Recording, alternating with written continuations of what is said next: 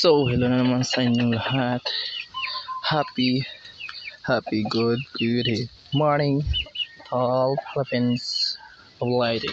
So, nandito na tayo sa ating taniman, guys. So, binibisita natin mga tanim natin dito. Kasi mga kapatid ko, guys, naglalaro sila, guys. Kailangan yung mga tanim namin ni nanay. Ilang baga libangan namin. Yung espasyo na yan, guys, dyan nilalagay yung yung kamote, pero wala na yung kamote, matay na, guys, patay na sila. Pipits, wala na naman tayo.